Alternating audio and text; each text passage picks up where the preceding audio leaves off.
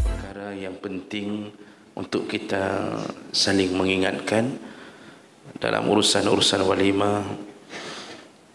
Dosa berikutnya iaitu terjadinya al-ikhtilat, terjadinya percampuran laki-laki dan perempuan. Nah, ini perkara yang dianggap biasa padahal sebuah kemungkaran. Dari zaman Nabi SAW, ikhtilat sangat diperhatikan oleh Nabi untuk tidak terjadi. Bercampurnya laki-laki perempuan dalam satu majlis ketika diyakini menimbulkan fitnah, maka dia menjadi salah satu dosa besar. Sayangnya hari ini kita melihat pemandangan itu dalam acara-acara pesta pernikahan. Sebahagian sahibul hajat tidak memisahkan laki dan perempuan, dalam arti kata mereka akan bercampur baur dalam satu tempat, tidak dipisahkan mana tempat laki, mana tempat perempuan. Ada yang berusaha tapi kadang-kadang hanya memisahkan meja makannya saja. Jadi setelah ambil makanan, tidak jelas mana tempat duduk laki, mana tempat duduk perempuan. Ada yang berusaha memisahkan tempat duduk, tapi jalan yang dilalui bertabrak-tabrakan antara laki-laki dan perempuan, sehingga tersentuhlah tubuh-tubuh perempuan oleh laki-laki yang selama ini mungkin dia berjaga-jaga untuk tidak menyentuh tubuh perempuan yang bukan mahramnya. Tapi di saat itu terjadi. Nah, hal ini dianggap biasa hari ini, padahal itu perkara yang mungkar. Itu perkara yang dari dulu Nabi mengajarkan untuk tidak dibiasakan melakukannya. Dan banyak hadis-hadis yang Nabi SAW melarang terjadinya ikhtilat. Di antaranya beberapa hadis menyebutkan bahawa Nabi SAW ketika selesai solat, beliau menyuruh perempuan untuk keluar lebih dahulu dari pintu masjid dan membiarkan laki-laki berada di dalam agar tidak terjadinya percampuran ketika keluar masuk dari pintu. Lalu beliau menyuruh sahabat untuk membuatkan pintu khusus kepada perempuan di masjid, juga dengan tujuan yang sama. Dan ada hadis juga yang menyebutkan, hadis dari Hamzah bin Usaid Al-Ansari, beliau mendengarkan Rasulullah sallallahu alaihi wasallam berkata,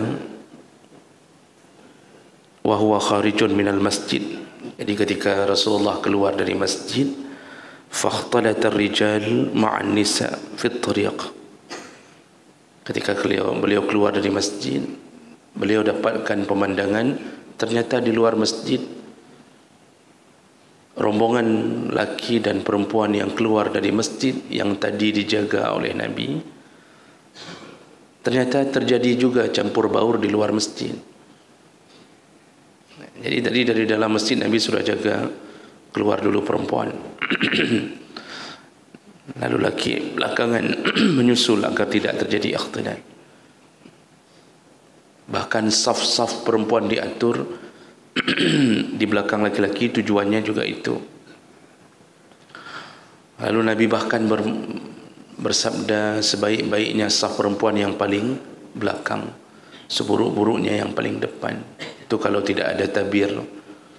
Tapi menunjukkan Nabi ingin memisahkan percampuran itu. Nah, pada hari itu ternyata Nabi mendapatkan kenyataan di luar masjid telah bercampurnya laki-laki dan perempuan dalam perjalanan menuju ke rumah masing-masing. Jadi di jalan luar masjid mulai berkumpul, dan kumpul itu tidak sengaja, bukan ingin berkumpul tapi bercampur begitu saja. Kalau bahasa kita mepok-pok, jadi sudah empok-pok badan, situ sudah bercampur-campur. Faqala Rasulullah sallallahu alaihi wasallam lin nisa, lalu Rasulullah berkata kepada rombongan perempuan, istakhirna, kata Rasulullah, istakhirna fa innahu laysa lakunna an tuhaqqiqna at-tariq. Minggirlah kalian, kata Rasulullah. Ya, minggirlah kalian, maksudnya menepilah, ya, karena sesungguhnya kalian tidak berhak berjalan di tengah-tengah jalan. Alaikunna bihafatit tariq, kalau kalian jalan, jalanlah di pinggir. Hatta inna thawbaha la yata'allaq bil jidar min lusuqiha bihi. Ketika mendengarkan Rasulullah mengatakan itu, perempuan-perempuan yang tadi bercampur dengan laki-laki langsung menepi ke bahagian dinding-dinding rumah yang dilewati, sehingga mereka mengatakan sampai-sampai baju mereka lengket, hati lengket sampai menempel di dinding-dinding rumah orang, karena mereka menepi, tidak lagi jalan di tengah jalan. Mengingat Nabi mengatakan itu. Lihatlah jemaah berkat Allah, melalui hadis riwayat Abu Daud dengan derajat sahih ini, Nabi tidak ingin melihat tentang pemandangan bercampurnya laki-laki dan perempuan, padahal itu keluar dari masjid dan tentu tidak dibarengi dengan unsur syahwat, tapi menjaga fitnah itu sampai Nabi jaga. Dan itu menjadi salah satu perhatian yang paling kuat dalam Islam karena ini perkara yang berawal akan menimbulkan dosa-dosa berikutnya. Dalam kitab Mawsu'ah Fiqhiyah Al-Kuwaitiyah,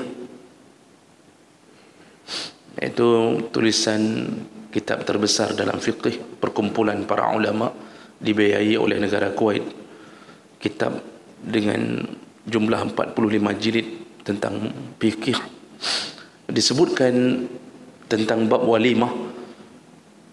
Para ulama sepakat mengatakan salah satu yang menyebabkan boleh tidak hadir di walimah, artinya diundang, sebenarnya wajib hadir, tapi gugur kewajiban itu ketika engkau mendapatkan ikhtilat di tempat walimah itu. Ya. Jadi sebenarnya kita wajib hadir selama tidak ada halangan yang menyebabkan tidak bisa hadir. Dan salah satu halangan yang boleh tidak hadir, artinya gugur kewajiban, tidak usah hadir lagi, begitu mendapatkan kenyataan bahawa terjadinya ikhtilat di tempat walimah, iaitu bercampur baurnya laki-laki dan perempuan. Dari yang wajib hadir menjadi haram hadir kalau itu dilakukan dengan sengaja, atau paling kurang hukumnya tidak usah hadir, gugur kewajiban hadir itu. Apa maknanya ini? Itu bukan perkara yang biasa. Bercampurnya laki-laki dan perempuan di tempat walimah bukan perkara biasa. Dan anehnya kita hari ini, kita tahu bahawa walimah itu hari yang disunnahkan Nabi untuk melakukannya, dan hari doanya para undangan mengalir untuk kita dengan makanan yang kita beri, dengan salah satu ketaatan kita kepada Allah, iaitu mengikuti sunnah Nabi. Kita berharap doa-doa mereka. Tapi Masya Allah, terlalu banyak kemungkaran yang kita setting hanya untuk memenuhi hasrat lingkungan kita, memenuhi hasrat, adat istiadat kita, sehingga kita tidak peduli sebenarnya kita telah jatuh dalam dosa. Yang berharap pahala ternyata berubah jadi dosa. Padahal besar sekali acara buat walimah, namun terlalu banyak dosa yang membuat kita menghancurkan pahala itu. Salah satunya kita tidak setting dengan baik tempat laki dan perempuan. Maka bagi bapa-bapa dan ibu-ibu yang masih ada rencana untuk buat walimah anaknya atau untuk dirinya,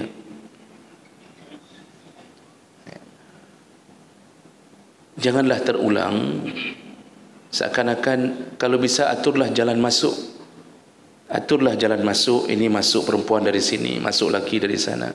Jadi jangan langsung satu pintu masuk, yang menyebabkan orang bertabrak-tabrakan di situ. Itu kalau sudah di situ dengan perempuan riasannya riasan yang juga kadang-kadang melawan Nabi SAW, memakai baju kebaya yang lumayan ketat, terikat di pinggang. Kita tidak dapatkan di hari itu jilbab-jilbab yang biasa mengisi pengajian, yang biasa jilbab para ibu-ibu waktu ikut pengajian, jilbab besar. Hari itu dianggap aneh kalau ada orang memakai jilbab pengajian. Jadi harus pakai jilbab walimah, jilbab pendek. Kemudian riasan-riasan semua yang hadir, bahkan pengantin juga menimbulkan dosa. Padahal perempuan ketika mengetahui dirinya akan bercampur dengan laki-laki yang bukan mahramnya di suatu majlis, Rasulullah mengatakan haram memakai minyak wangi yang tujuannya agar dinikmati aromanya oleh laki-laki yang bukan mahramnya atau bukan suaminya. Haram. Tapi hari itu hari bertaburannya minyak wangi, pakaian ketat, bibir merekah merah, make up sempurna, padahal di depan suami tidak pernah make up seperti itu. Ini kesalahan-kesalahan yang banyak sekali terjadi. Kalau pengantin jangan ditanya, membuang uang sampai minimal 700.000 untuk dihias hanya untuk memancing dosa. Dia buat di atas kepalanya punuk unta yang miring. Jadi di atas kepala itu ada punuk unta yang miring. Rasulullah padahal sudah mengatakan salah satu perempuan yang diharamkan masuk surga selain daripada berpakaian tapi telanjang, juga berjalan berlenggak-lenggok, mumilatun ma'ilat, dan yang ketiga ru'usuhunna ka'asnimatil bukhtil ma'ilah, di atas kepala mereka ada punuk unta yang miring. Apa maksud punuk unta yang miring? Imam Nawawi menjelaskan, karena ini hadis Muslim.